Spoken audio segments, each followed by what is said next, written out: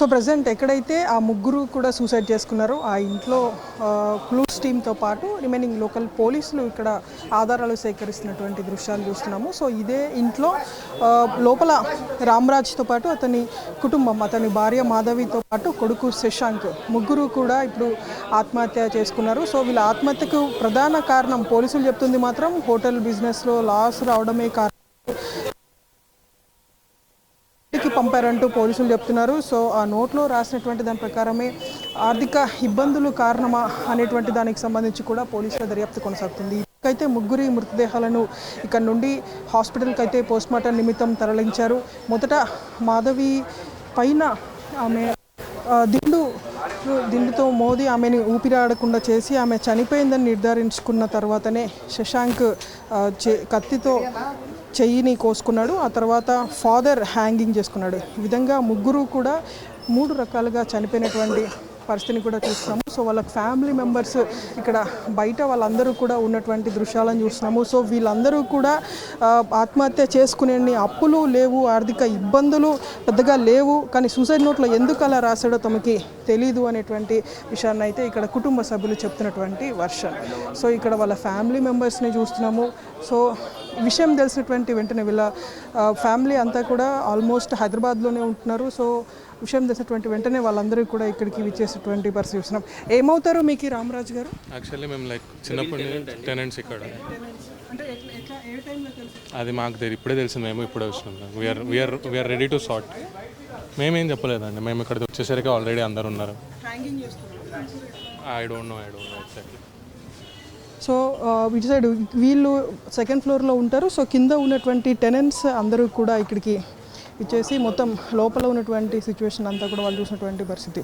So present ఇటు side చూడొచ్చు రామరాజుకి సంబంధించినటువంటి ఫ్యామిలీ మెంబర్స్గా వీళ్ళు తెలుస్తుంది. రామరాజుకి సంబంధించినటువంటి బ్రదర్ ఇక్కడ ఉన్నారు. ఒకసారి వీళ్ళతో మాట్లాడే ప్రయత్నం చేద్దాం. సార్, అసలు ఎందుకు ఈ కారణం ఏంటంటే ఏం చెప్తారు సార్ మీరు?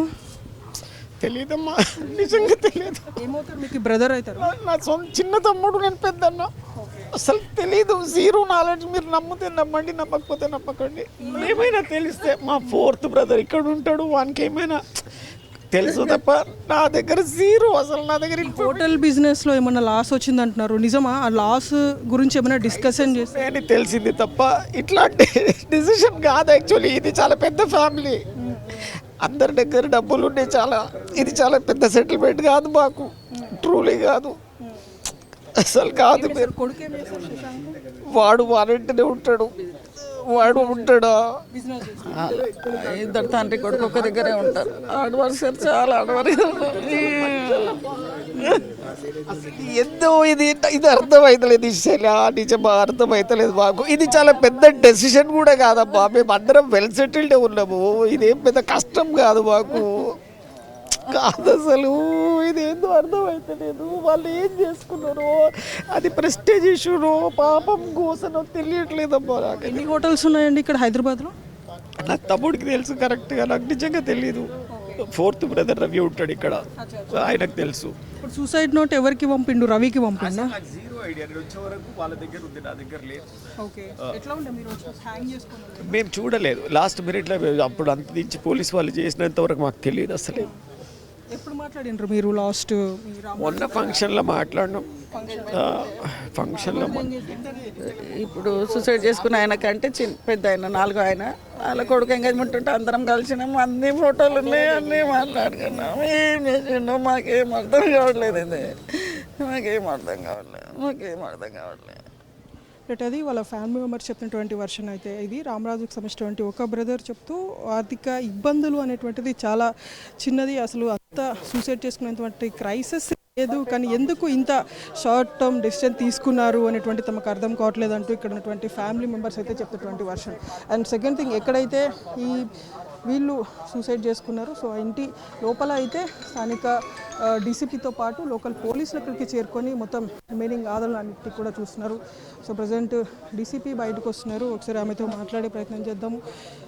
మొత్తం ఇష్యూకి సంబంధించినటువంటి డీటెయిల్స్ మ్యామ్ ఏమన్నా ఐడెంటిఫై చేశారా? ఎందుకు చేసుకున్నారు? అంటే మనకి మార్నింగ్ ప్రాంతంలో ఈరోజు బాపు నగర్ అంబర్పేటలో ముగ్గురు చనిపోయారని విషయం మనకి తెలిసింది. ఇమీడియట్లీ ఇన్స్పెక్టర్ అంబర్పేట వాళ్ళ టీం మెంబర్సు, క్లూస్ టీం వాళ్ళు కూడా ఇక్కడ వచ్చారు. అది నెక్స్ట్ మన అడిషనల్ డీసీపీ అండ్ నేను కూడా ఇక్కడ వచ్చాను. ఇప్పుడు ప్రిలిమినరీ మనకేం తెలుస్తుంది అంటే ఇద్దరు హ్యాంగింగ్లో చనిపోయారు. ఒకరు అంటే లేడీ ఒకరు బెడ్ మీద మనకి దొరికారు. So as of now we are not suspecting anything. ఒక సూసైడ్ నోట్ కూడా దొరికింది. అదిలో ఏం రాసింది అది కూడా మేము వెరిఫై చేస్తాము. బాడీస్ని కూడా మేము హాస్పిటల్కి పంపించాము ఫర్ పోస్ట్ మార్టం. ఇంకా వెరిఫై చేస్తున్నాము. జస్ట్ సేయింగ్ కొన్ని డెట్స్ ఉన్నాయి, సో ఫైనాన్షియల్ లాసెస్ ఉన్నాయి అని చెప్తున్నారు. But will verify in all angles. వాళ్ళ డాటర్కి కూడా ఇప్పుడు వాళ్ళు కూడా వస్తున్నారు. ఆమె ఏదైనా అనుమానం చేస్తే అది ఆ యాంగిల్లో కూడా మేము వెరిఫై చేస్తామండి. కొంపల్లిలో ఉంటారండి. అంటే వాళ్ళందరూ బిజినెస్లో ఉన్నారు. Both father and son. Father Ramraj అని పేరు, సన్ శశాంక్ రాజ్ అని. వాళ్ళందరూ బిజినెస్లో ఉన్నారు.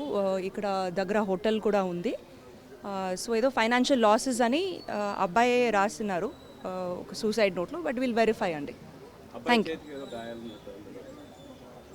ఇప్పుడు it is too early for us to say anything. But అక్కడ కొన్ని నైఫ్స్ కూడా దొరికినాయి. బట్ మేబీ అంటే మన అనుమానం maybe he wanted to commit suicide by slitting his wrist. అది కాలేకపోతే దెన్ హ్యాంగింగ్. బట్ ఇది పిఎంఈలో మనకి క్లియర్గా తెలుస్తుంది. Now it is too preliminary for us to make these conclusions. అంటే ఇప్పుడు వరకు మనకు అట్లాగేం తెలీదు.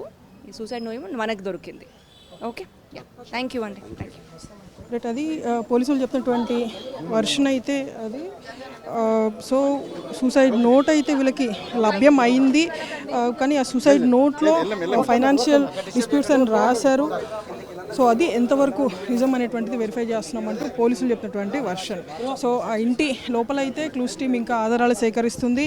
కొన్ని నైఫ్స్ని కూడా స్వాధీనం చేసుకున్నామని పోలీసులు చెప్తున్నారు. సో మొదట ముగ్గురు కూడా ఆ చేతిని కోసుకోవాలని ఏమన్నా భావించారా అనేటువంటిది కూడా తేలాల్సి ఉంది. సూసైడ్ నోట్లో అయితే చాలా క్లియర్గా ఫైనాన్షియల్ డిస్ప్యూట్స్ అని చెప్పేసి రాసి ఉంచారు. సో వీళ్ళకు ఉన్నటువంటి హోటల్స్ ఏంటి, ఆ హోటల్స్కి సంబంధించినటువంటి బిజినెసెస్లో ఎంత లాస్ వచ్చింది అనేటువంటి దానిపైన కూడా ఇప్పుడు ఫర్దర్గా పోలీసులు దర్యాప్తు చేయబోతున్నారు. సో ఇదే ఇంట్లో మొత్తం ఇద్దరు హ్యాంగింగ్ చేసుకోగా వాళ్ళ తల్లి శశాంక్ తల్లి మాధవి మాత్రం బెడ్ మీద పడి ఉన్నట్లు పోలీసులు చెప్తున్నారు. అంటే సో వీళ్ళిద్దరూ హ్యాంగ్ చేసుకునే కంటే ముందే ఆమెను ఊపిరాడకుండా చేసి సో తను చనిపోయిందని నిర్ధారించుకున్న తర్వాత ఇద్దరు కూడా వీళ్ళు హ్యాంగింగ్ చేసుకొని ఉన్నారనేటువంటిదే పోలీసులు ఇప్పటి వరకు ప్రాథమికంగా సీన్ ఆఫ్ అఫెన్స్లో గుర్తించినటువంటి అంశం. సో వాళ్ళ ఇంట్లో ఉన్నటువంటి ఆధారాలను అన్నింటినీ కూడా ఇప్పటికే క్లూస్ టీమ్స్ సేకరించారు. సో ఫర్దర్గా పోస్ట్మార్టం రిపోర్ట్లో ఏమొస్తుందనేటువంటిది కూడా టాలీ చేసి ఫర్దర్ ఇన్వెస్టిగేషన్ చేస్తామంటూ కూడా పోలీసులు చెప్తున్నటువంటి వర్షన్ అయితే అది.